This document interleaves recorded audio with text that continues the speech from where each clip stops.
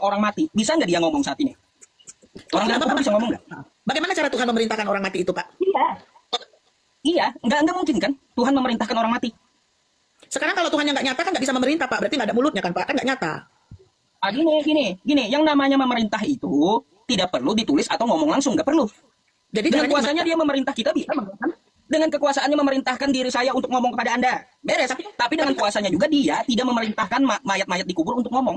Tapi kan nggak nyata, Bapak bilang. Bagaimana Bapak tahu dia memerintah, Pak? Kan nggak nyata. Kata itu, kalau dia tidak nyata, saya nggak bisa ngomong saat ini. Kalau Tuhan itu nyata atau tidur atau ngantuk, saya nggak akan bisa ngomong kepada Anda karena tidak ada izin ya mulut saya untuk ngomong. Itu kan klaim sepihak Ustadz, karena kita pun bicara bisa hidup Bukan itu. sepihak, itu cara Itu kan klaim sepihak. Tuhan Karena saya juga bisa bergerak, saya bisa bicara, itu karena Tuhan Yesus. Iya. Nah, Lagi di mana Yesus memerintahkan Anda? Mana Yesusnya? Mana Yesus? Kan ada. Masih 1 sampai Waktu Anda, 23. gini, waktu Anda diciptakan, bentar. Waktu Anda diciptakan di dalam rahim ibu Anda.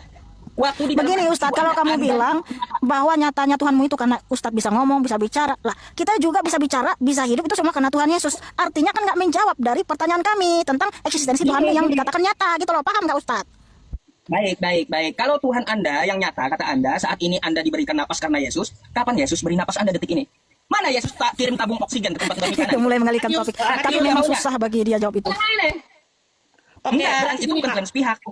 Saya tadi Pak mendukung sebenarnya ada satu ayat yang mendukung pernyataan Pak Yusuf di dalam kitab Bapak sendiri. Bapak kan mengatakan bahwa zohir itu nyata. Ketika saya membuka Maryam 33 Pak, memang dia berarti nyata Pak. Buktinya dia lahir, dia wafat dan dia bangkit.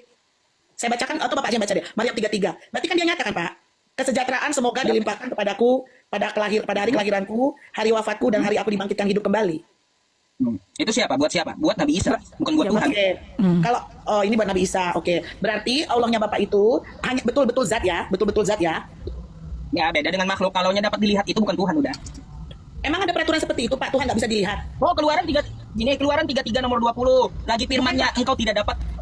Bentar Mbak Pera. Begini, di Keluaran 33 nomor 20 lagi firman-Nya, manusia tidak tahan memandang wajahku karena kalau ada manusia yang memandang wajahku dia akan mati. Terus Itu aturan dari Yesus di 5:37 tadi, Ya. rupa Bapa tidak dapat dilihat. Oke?